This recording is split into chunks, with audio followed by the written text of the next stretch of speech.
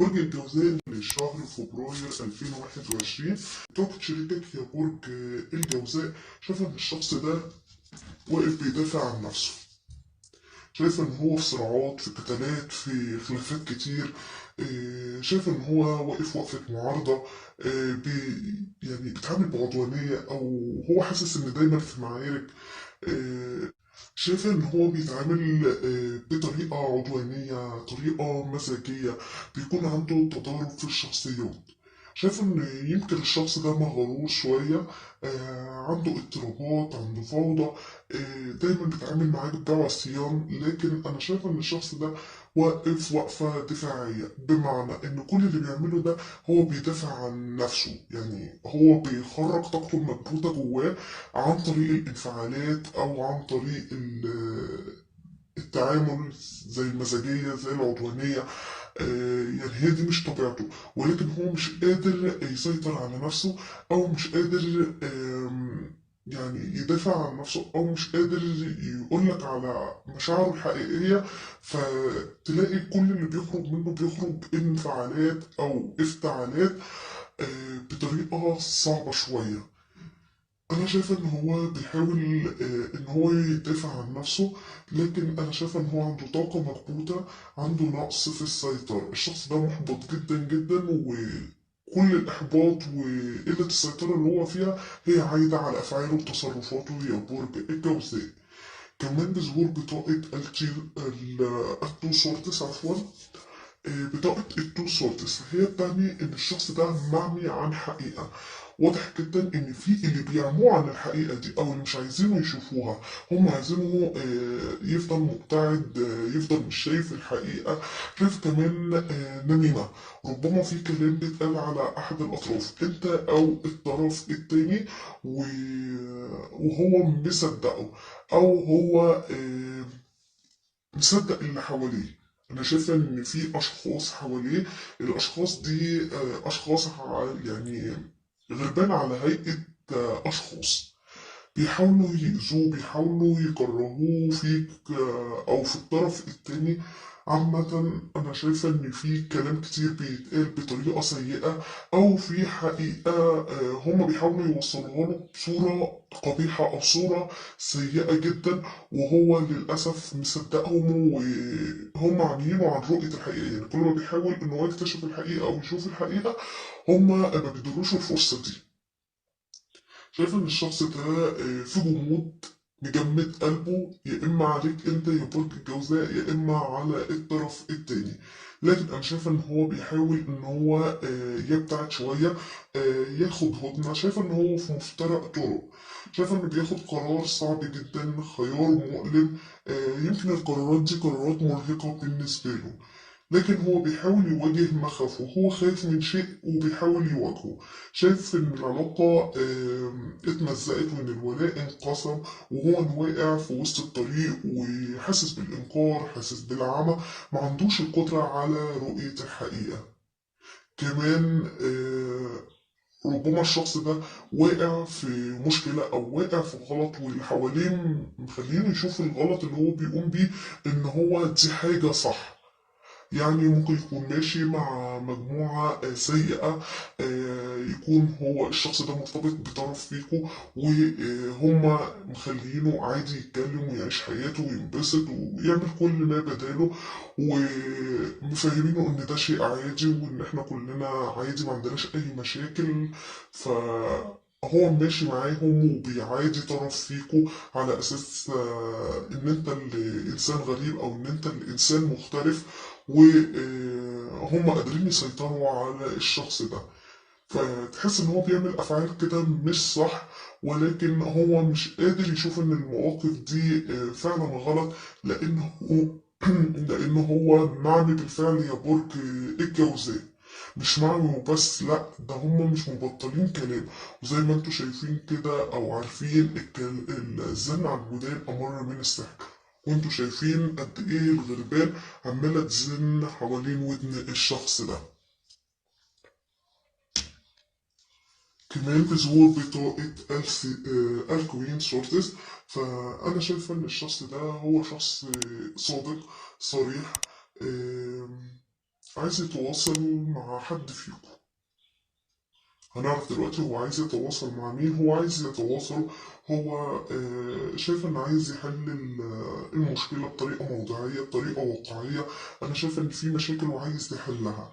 هو متشكك بعض الشيء، ولكن هو شخص منفتح وعقله راقي، لكن عنده طاقة مكبوتة وألم وحزن كتير بسبب الانفصال اللي حصل ما بينك وما بينه.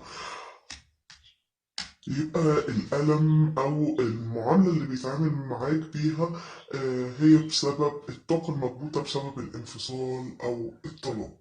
ده بالنسبة لطاقة شريكك يا برج الجوزاء.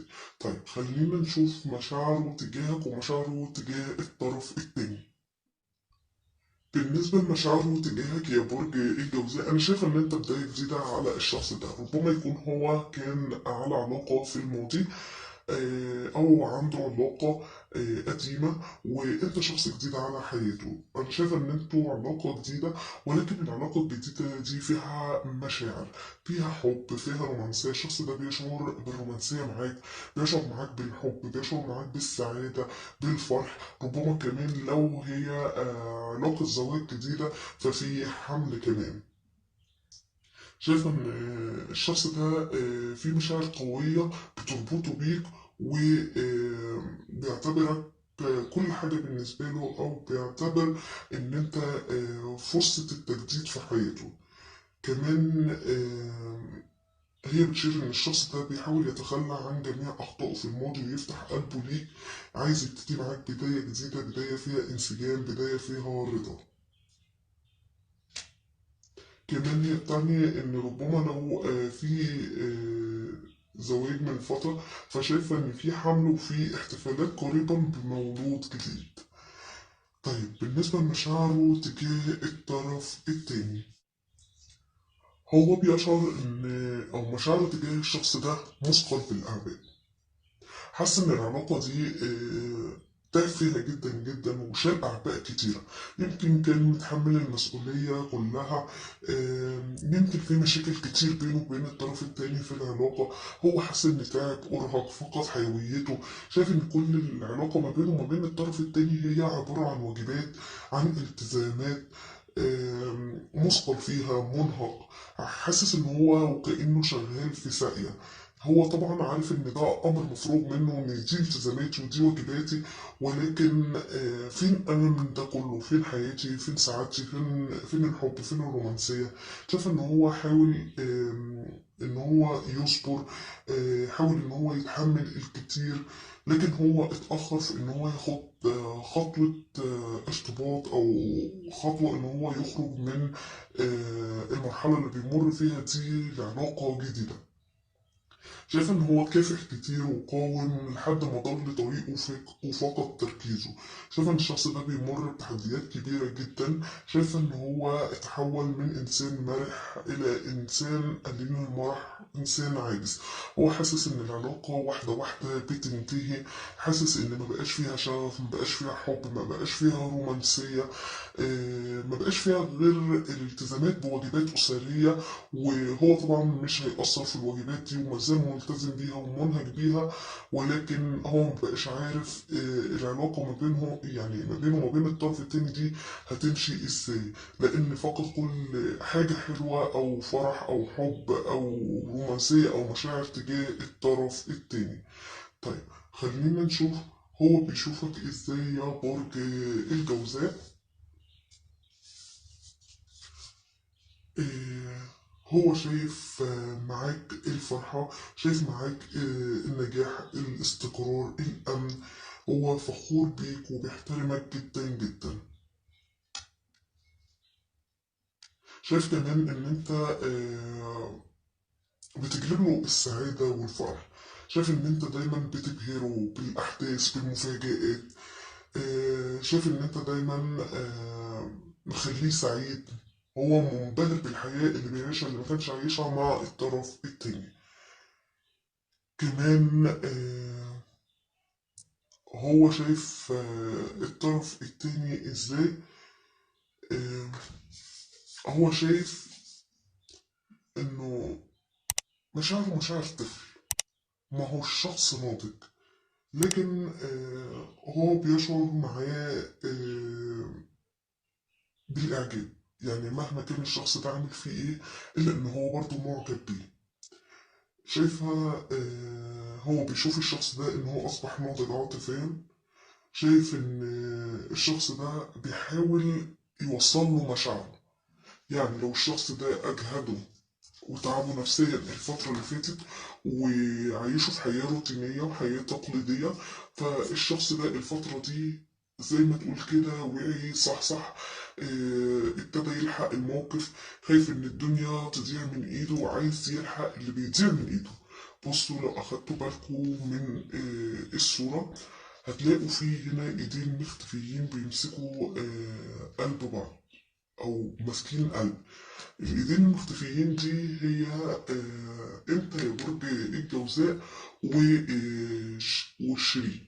وهنا ده الطرف التاني. هو حس ان الشخص ده في علاقة او منتمي لعلاقة، او هو حاسس ان هو متغير، فقال الحق نفسي بقى.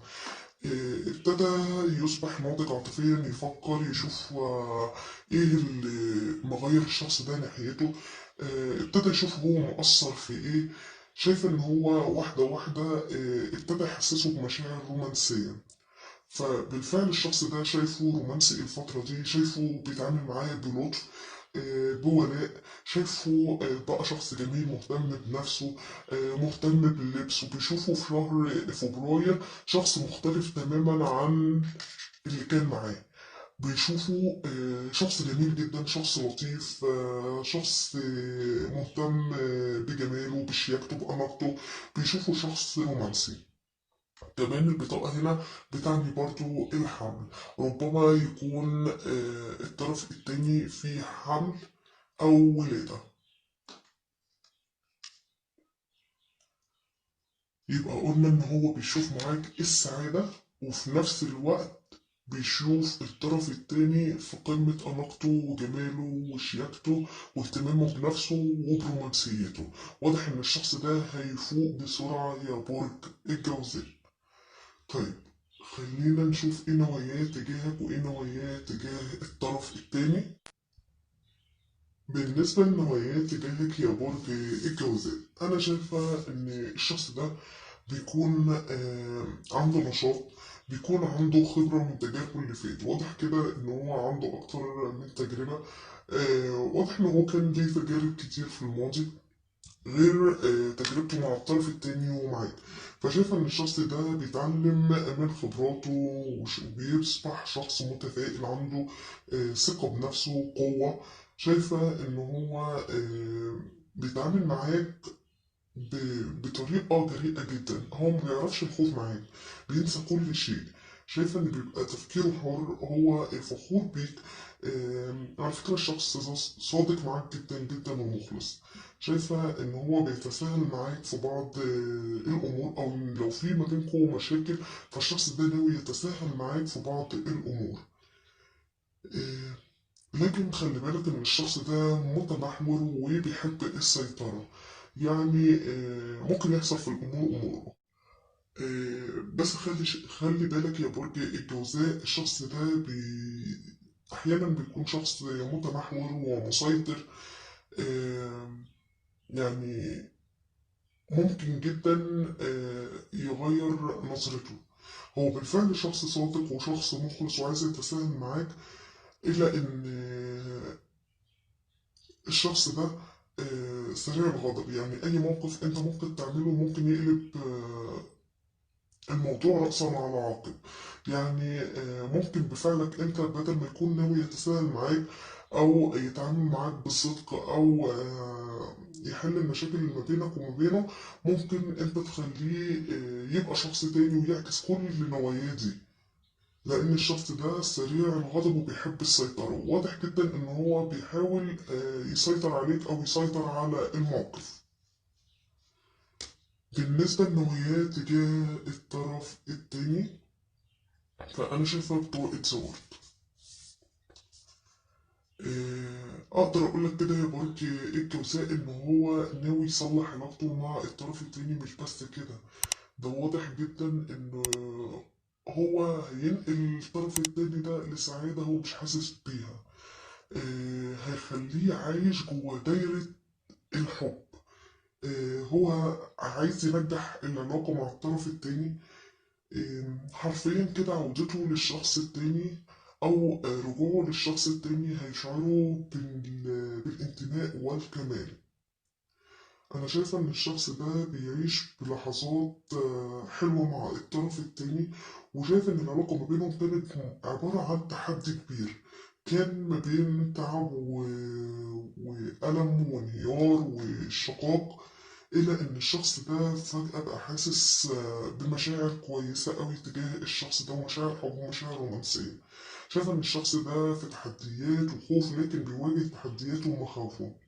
شايف إن الشخص ده تعب جدا الفترة اللي فاتت مع الطرف التاني، لكن حاليا هو حاسس إن كل ده كان في الماضي، او ان الشخص ده اتغير، ما بقاش ماشي على الروتين او النظام اللي عايش عليه.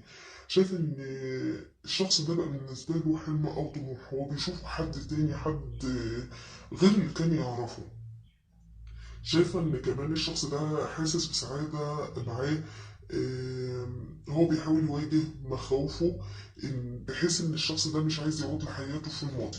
هو حاليا شايف إن الشخص ده شخص جميل زي ما قلت لك، شخص أنيق، شخص كده بيعيش حياة مرحة، بيعيش جو الشباب، الشقاوة، السعادة. فهو عقله طيب بالشخص ده، فهو خايف إن الشخص ده يعود لحياته كما في السابق بعد إنه يحصل على هدفه. لكن هو بيحاول يواجه تحدياته ومخاوفه، وهو شايف إن الشخص التاني أو الطرف التاني عمل الفترة اللي فاتت بجد علشان يوصل للنقطة دي. فأنا شايف إنه هو عايز يعود لحياة الطرف التاني يا برج الجوزاء. ده في النوايا. طب خلينا نشوف إيه خطواته القادمة. نفهم بقى إن التحديات اللي كان الشخص ده بيعيشها هي كان معاك مع الطرف التاني يا برج الجوزاء. واضح جدا إن رؤية الحقيقة دي هي عنك أنت، أو لأن أنا شايفة، بص هو شايف إن طاقة الانفصال وإن هو عايز يحل المشاكل دي مع الطرف التاني، وشايفة إن المشاكل أو المعارضة أو الدفاع عن النفس أو الطاقة المكبوتة بسبب الطرف التاني. أما التو سورتس فهي بتنطبق عليك أنت يا برج الجوزاء. ليه أنا قلت إن أنت بطاقة التو سورتس بتنطبق عليك أنت؟ لأن ظاهر بطاقة السيفن سورتس، وهي بتعني إن أنت تتعرض للخداع والكذب يا برج الجوزاء من الشخص ده. يمكن يخدعك، ممكن يكتب عليك في شيء، ممكن يقولك ان هو نهى علاقته بالطرف التاني، ولما ارتبط بيك ان هو ما كانش مرتبط بطرف تاني وانت اكتشفت ده. ممكن كمان يعود للطرف التاني وانت ما تعرفش، وتتفاجئ بعودته للطرف التاني، لان انا شايفه ان هو عايز يتواصل مع الطرف التاني. عامة أنا شايفة إن هو يتعامل معاك بطريقة فيها خداع. آه، هيتعامل معاك كعدو. شايف انه هيتعامل معاك بقلة ضمير يا برج الجوزاء. شايفة كمان ربما انت تحاول تواجهه، ولما هتواجهه هو هيهرب منك، هيهرب من ان انت تكتشف الحقيقة، او ان انت تعاقبه. هو مش هيديك فرصة ان انت تعاقبه على فكرة. الشخص ده هيبقى قابل للتكيف مع الوضع سواء معاك او مع الطرف التاني. هيتظاهر معاك بكل شجاعة بجرأة. هيحاول أول ما تكتشف الموقف يا برج الجوزاء إن هو يهرب منك ويفلت من العقاب. أيا كان السبب اللي هيخليه يهرب منك أو يفلت من عقابك، أيا كان هو إيه. هو أنا عامة شايفة في قراءتي إن الشخص ده هيعود للطرف التاني أو هيتواصل مع الطرف التاني، و... وأنت هتكتشف دوت. و أنا شايف إن أنت هتكون شخص حزين او انت مش متوقع. يمكن هو مفهمك يا برج الجوزاء ان الشخص ده انتهى من حياته وخرج من حياته ومش هيدخلها تاني. فانت لما دخلت حياته دخلت حياته على ان هو ما عندوش طرف تاني، او حتى الطرف التاني ده كان في ماضيه، يعني مش هيأثر عليك او هيكون يعني في سلبيات على حياتك. لكن انت بتتفاجئ ان في ديون، في روابط، في لسه ابواب هتتفتح من جديد مع الطرف التاني. بالنسبة لخطواته تجاه الطرف التاني أنا شايف إن هو قاعد على نار ومستني أي أخبار. شايف إن هو صابر على الطرف التاني، لكن بيخطط وأصبح عنده يقظة، عايز يحمي الشخص ده، عايز يحافظ عليه، عايز ينصفه. لكن هو بيفكر هيقول له إيه، هو بيفكر كويس قبل ما يتكلم معاه. ما بقاش بينجذب للجدل.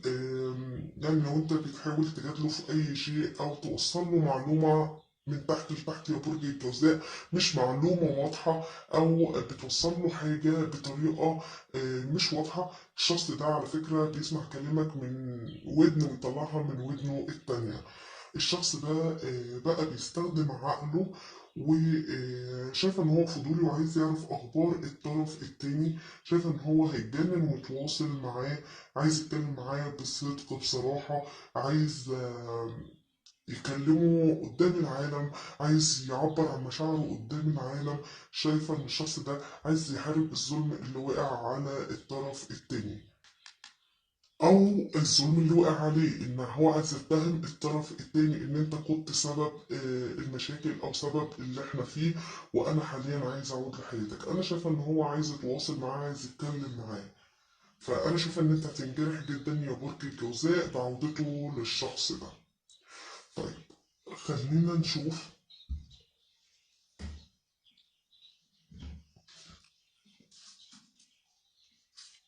لو في ابتعاد وانفصال ما بينك وما بين الطرف التاني، او في زعل يا برج الجوزاء، هل الشخص ده هيعود ليك خلال شهر فبراير؟ احنا هنستخدم بطاقات نعم او لا او ربما في الرد على سؤالنا. هل هيعود لك؟ لا يا برج الجوزاء. طيب هل الشخص ده هيكون مكمل في علاقته مع الشخص اللي من الماضي؟ نعم يا برج الجوزاء.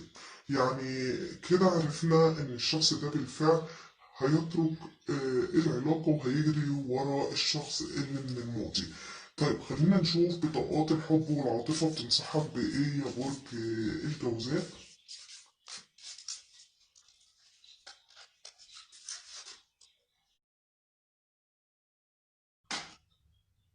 وخلينا ناخد إجابة من إجابات الملايكة. لو عندك سؤال يا برج الجوزاء خاص بالعلاقة، أو عايز تاخد قرار وخايف تاخد القرار دوت ومش عارف تعمل إيه، خلينا نشوف الملايكة هتقولك إيه. هل هتديك إشارة لطريق تمشي عليه، أو هتديك إجابة واضحة وصريحة؟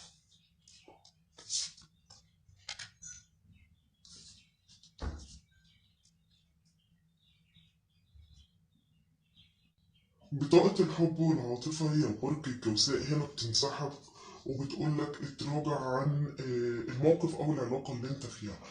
شايفين هما ادوا ظهرهم أو مدين ظهرهم للطريق، فهي بتقولك اتراجع، وإن ده الوقت أو حان الوقت للانفصال عن العالم اللي انت بتعيش فيه ده، لأنه هيكون عالم مرهق ومتعب بالنسبة لك. أما بالنسبة عن إجابة الملايكة، أيا كان سؤالك أو أيا كان القرار اللي أنت عايز تاخده، فهي بتقولك هنا الثقة. لو أنت عندك ثقة بنفسك أو ثقة في اللي حواليك، فدي إجابة الملايكة عليك. أساس يعني هي مش مديك إجابة واضحة وصريحة، ولكن مديك الطريق اللي تمشي فيه. الثقة، لو أنت مؤمن بالحاجة اللي أنت بتفكر بيها حاليا وعندك ثقة فيها، فهي هتنجح. عامة هي إجابة الملايكة إن أنت لازم يكون عندك ثقة